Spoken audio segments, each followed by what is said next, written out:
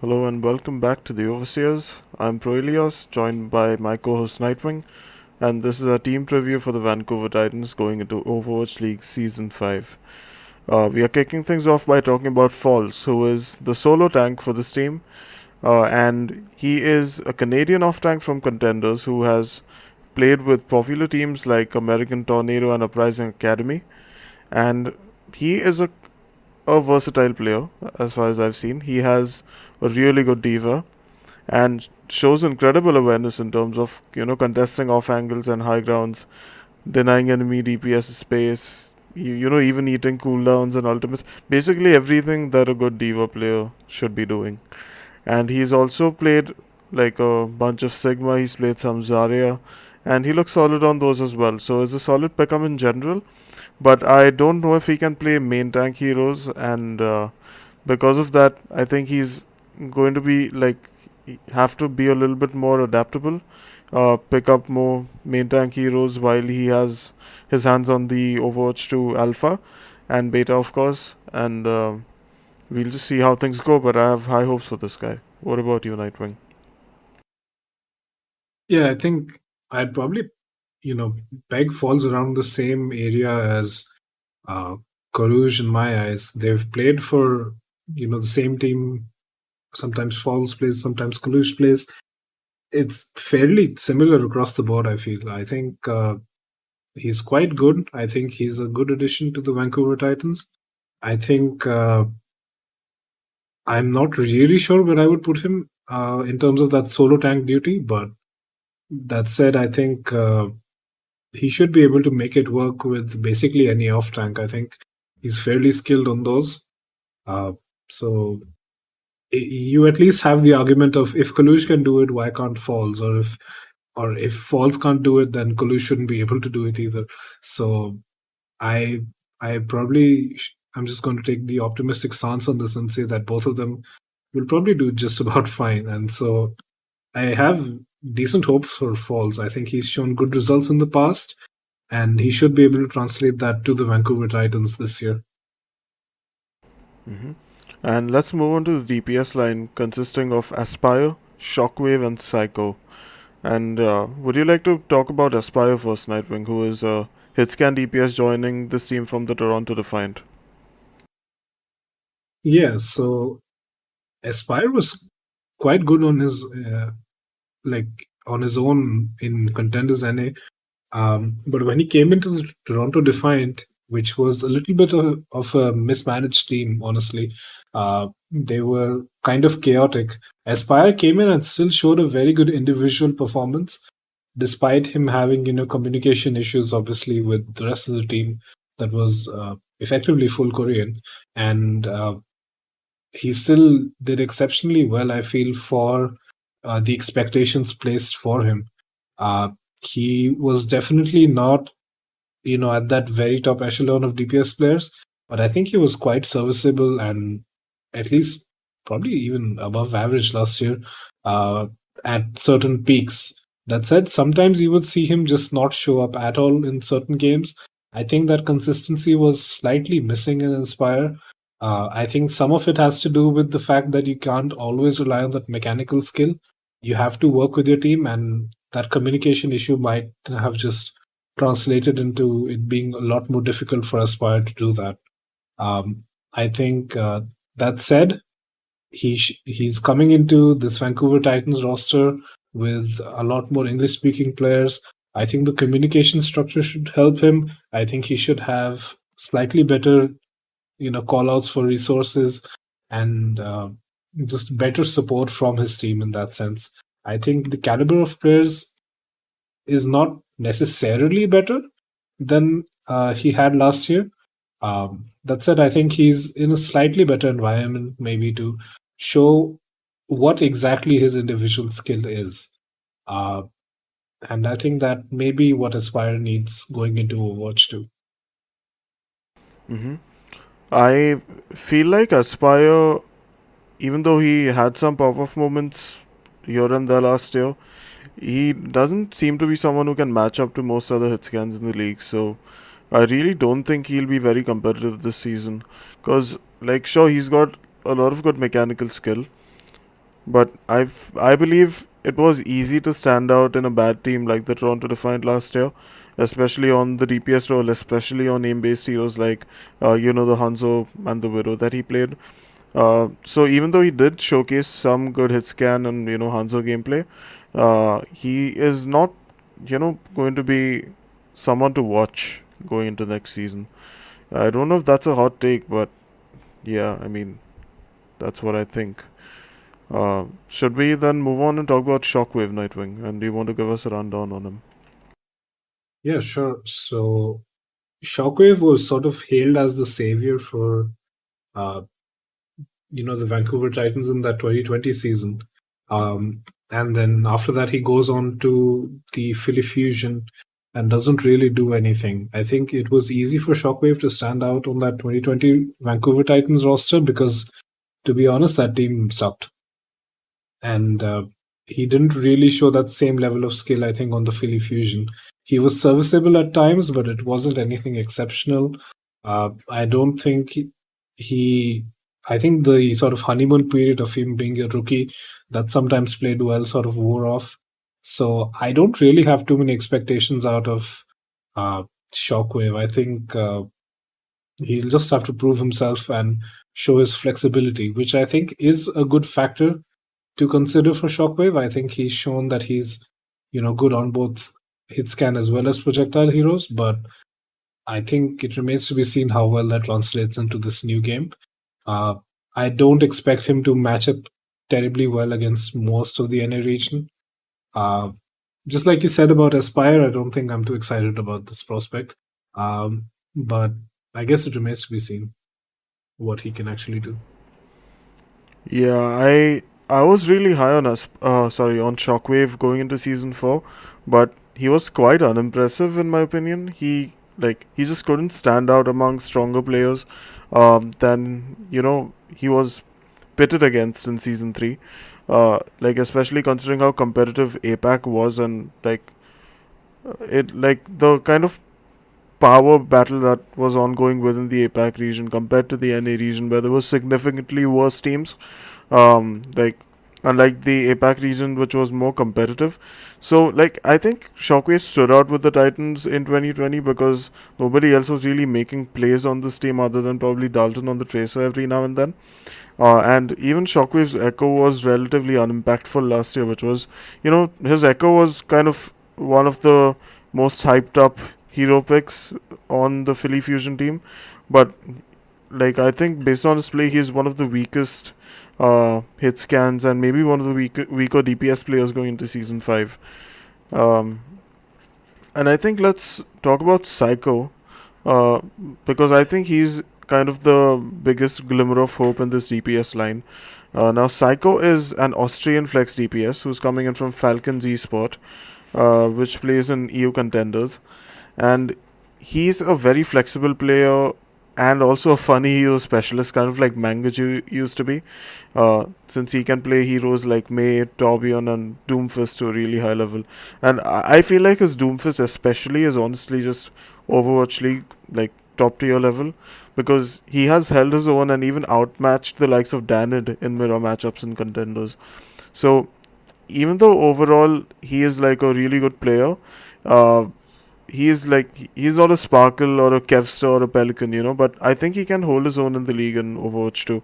And I feel like he'll definitely be the team's first choice to inaugurate the tank version of Doomfist, unless False just proves to be really comfortable on the hero and takes the lead. So, really excited to see Seicoe here. I think he is going to be like a pleasant surprise for a lot of players who don't watch contenders. But he is definitely the best DPS out of the three on this team, in my opinion. Any thoughts you want to add on him, Nightwing? I think if you're a cynic, and I am, for this situation, is that I think Seicoe hasn't really played on a stage like Contenders Korea or even Contenders NA. I think EU is probably one of the weaker Contenders regions to base your predictions off of right now. I mean, the British Hurricane roster that absolutely dominated uh, earlier turned out to be fairly terrible in the Overwatch League. And so even if players like Danid, who have a lot of brand value and just are known quite well in the Overwatch League, Danid is not an Overwatch League player yet, and the EU region is quite weak in relative comparison, and that's where some of my doubts start to form. I think he may very well be the best DPS on the Vancouver Titans, but on an absolute level, in the Overwatch League, he might still not be that good, is what I fear. And I think this team may just make it seem that way just because the roster does not seem that strong. So even if he has a lot of talent, I think they may just struggle to utilize it properly on the Vancouver Titans. So fingers crossed for Seicoe. Hope he can show his stuff, but I'm still not completely convinced that he's going to be able to do that. Alright, fair enough. Let's move on to the support line of this team, starting off with Masaa, who is a main support coming in from the Atlanta Reign. And I know for a fact that Nightwing can have some differing opinions, so I'm just going to quickly talk about him first. So Masaa has been playing at a decent level as of late. He is like, I feel he's not too bad, but nothing too crazy either. Uh, he's quite a vocal player, and because of that, I think he might be the primary shot caller for this team. And like he's just got a ton of experience, right? But he's on main support again, which is going to be kind of a nerfed role, at least while Overwatch 2 is starting out. So I think if he wants to stand out gameplay wise, he needs to step up his game because there are better main supports out there, but this pickup isn't bad, especially for a team that doesn't seem to be aiming for a championship. Like they're probably just putting a team together for a more competitive roster than last time, which doesn't require much effort. Like all in all, again, like I said, Masaa is not a bad player. He is actually quite flexible, especially on the Lucio, he can make some plays quite regularly. But I don't think he's like, especially for this team, the right fit, and like probably a really high caliber of a player who can, really be hyper impactful. Like if you look at some other main supports that are available, or at least are playing in the Overwatch League, you've got Lee Jagon, you've got OG, you've got Super Rich, you've got Chorong, you've got Funny Astro. So these are like pretty big names, and I think Masaa is going to struggle to play up to the level of some of these guys. So it's a climb up the mountain, but I think it's manageable for Masaa to some extent. What are your thoughts on Nightwing? I think by far it's quite obvious that Masaa has the most experience and has probably won the most things, or at least gotten close to winning the most important titles in the Overwatch League, right? He was just in a grand finals. So in that sense, I think it's worth putting some stock in Masaa, and I would probably peg him as the sort of team captain for the Vancouver Titans.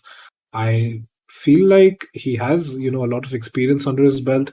He's vocal. He can lead the team into making decent rotations. He can, help in player-led VOD review. And so those are the things that I think Masaa can really provide. He's still a very solid player, even if he's not, in that maybe top five of main support players. I think, yes, there are definitely, stronger main support players, and there are good rookie prospects like Chorong coming up.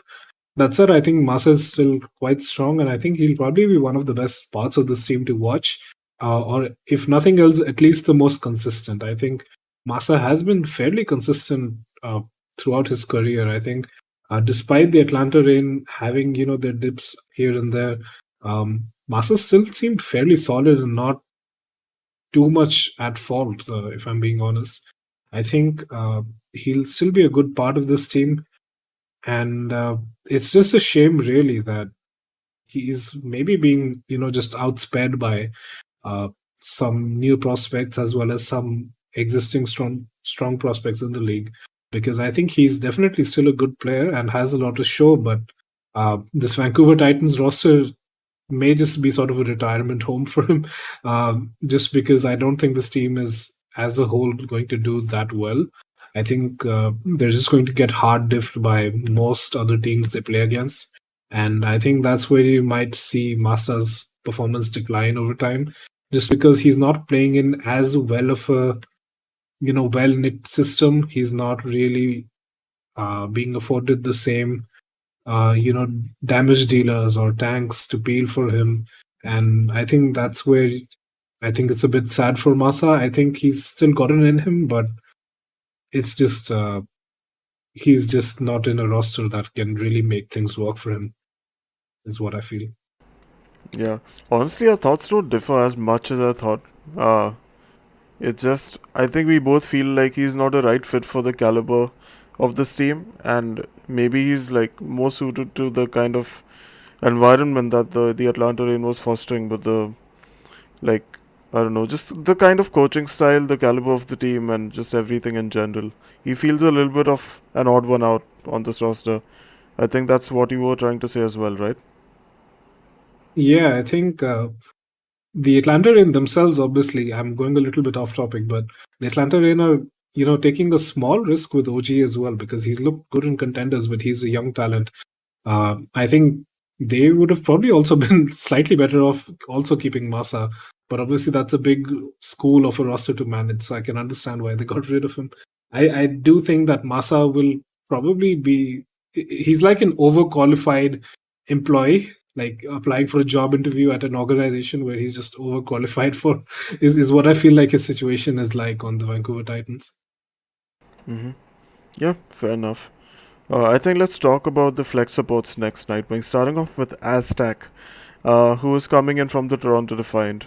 Can you give us a quick rundown on him? Yeah, I'll give you a quick rundown on him. The man played 2 maps last year and has not played any contenders Overwatch since. So there is he's basically he has as many sightings of him as like UFOs drawing crop circles in like farms and taking away cows. He has exactly that amount of footage, maybe even less. I don't see why a player that has performed so little and has not even really shown up in any games, why I should have any trust in him. I didn't really see anything great from him when he actually did perform. Uh, so I have basically no expectations out of Aztac. Mm-hmm. Yeah, I mean, you made some fair points there. I think the main reason that Aztec didn't get to play much last year was because Lastro was on the team as well, and it's hard to, you know, put an Aztec when you have such a really good flex support available with you. Um, and like it made sense from a coaching perspective for KDG, right? But I think Aztec is still like a decent support pickup. I remember like watching his play back when he was with WGS Phoenix. I think that was like a year and a half or 2 years ago. He was a flexible player, like nothing exceptional, but he was like fairly stable on the roster. He also played a bit of Zarya for the Defiant last year, which honestly he didn't stand out on at all. But it shows that he's a little bit flexible, which could work to the team's benefit in case, like maybe he's actually good at Zarya, right? But the team just couldn't play those double bubble comps well last year, which yeah, let's be frank, they couldn't. But I think Aztec is still probably like a league average flex support, and with like a spot on this roster, he might be able to get some more playtime, especially considering that double flex support might be more of a thing in Overwatch 2, at least towards the beginning. He might share some playtime with Skairipa, whom we'll talk about shortly as well. But yeah, those are just my thoughts on Aztec, and just since I mentioned Skairipa, I'll just talk about him. Now, Skairipa is an Austrian flex support. He is like I think probably like a league average flex support as well, similar to Aztec. Uh, Based on what I watched of him in EU contenders, he has a pretty consistent healing output, whether he's playing the Ana or the BAP. I mostly saw his BAP gameplay, and he has good defensive use of abilities, like right, like the lamp, the defensive nade, the harmony orb. So I think he's serviceable. He's all right, but I feel like his positioning. and his mechanics as well need work. And like when you say that a flex support's mechanics need work, that's not a good sign in the Overwatch League. Um, he kind of exists really well, but requires a lot of peel because of these reasons. So like the best comparison I can give you guys is like he's a slightly better version of Bebe, like because Bebe also simply was like just in existence. He was like a flex support playing Lucio, I guess, and all he did was just keep his team alive. He didn't make any plays otherwise. So I think Skairipa is a decent flex support player. He's certainly an upgrade over Rolf, but I don't think he's going to be exceptional either. I think the only benefit that he serves alongside Aztac is that both of them can play double flex support, but I don't think either of them brings anything necessarily special to the roster. Any thoughts on Skyripa, Nightwing? Yeah, I think I'm just not very kind to flex supports this episode because I don't agree with you, Proilios. I don't think he's going to be an average flex support. I think he's going to be probably the second worst or the worst flex support in NA and maybe even like the entire league. Uh, just because I feel like every other team has an insane flex support on their team. Like if you call it like every backup flex support, then maybe he goes up the rankings slightly. But even then, like I think it's just really rough out here for Skyripa. I mean, if you're coming third in EU contenders, which is already a pretty weak region compared to NA and Korea for contenders, uh, and you don't have that great mechanics when every other flex support is absolutely cracked and probably has better aim than their corresponding DPS counterparts, like at that point you're just in for a rough time. I think there's almost no flex support I would put below Skyripa at this current like moment, except maybe Aztac himself. And I think it's just a really rough ride for him to prove himself because I have really no faith in Skyripa at the moment. I don't think he's shown anything for me to believe in him comparatively to basically every other flex support on every team. I don't really think he can, get it done. I think this roster does not have it in them to develop him into a better player. Uh, and I just don't think he's a very exciting rookie prospect, if I'm being honest. Mm-hmm. And it it's a little bit funny as well how the British Hurricane uh, kind of lost Ripa as their flex support when he came into the London Spitfire roster, and since they wanted to reach greater heights, they got Skyripa. So Yeah, the thing with that is they might have added to Ripa, they might have added the Sky from Shanghai Dragons season 1, who was not an exceptional player, and that may be how you ended up with Sky Ripa. dude, there's like literally 5 people on the planet that are going to get this joke. But yeah, I think let's quickly talk about the coaching staff of the Titans Nightwing.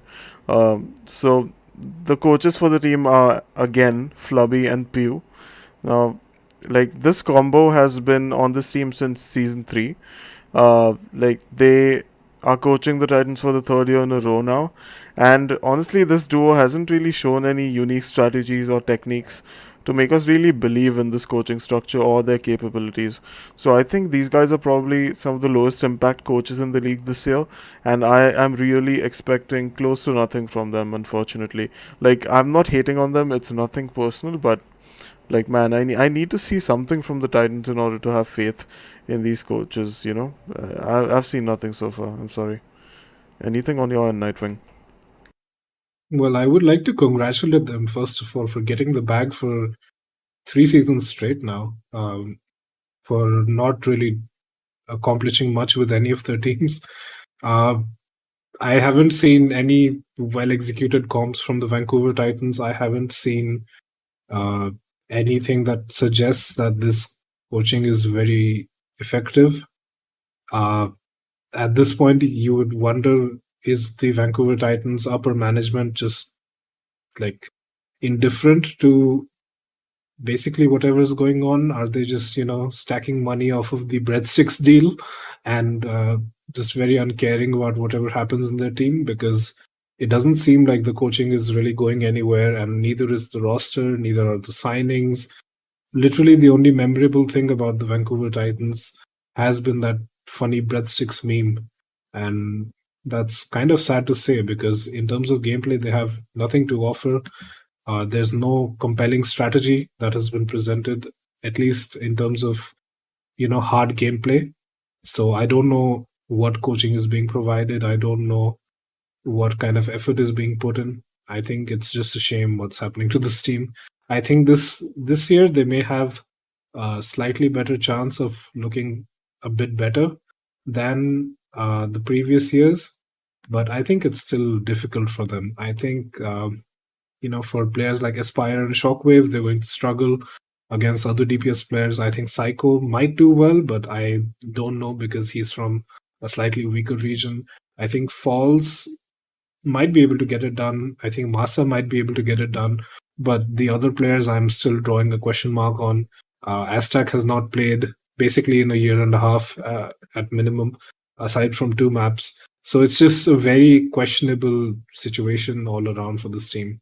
So yeah, I don't know what to think except that they'll be league bottom, despite whatever hot take, quote unquote leaked power rankings might be coming out.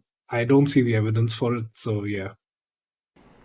Yeah, I honestly don't either. Cause look, let's just do a brief rundown of the team. Yeah, False, like pretty good off tank. Not sure about how good he is on main tank heroes, but still serviceable player. They've got Aspire, Shockwave, and Seicoe, which all in all are kind of a like below average DPS line, if I'm being honest.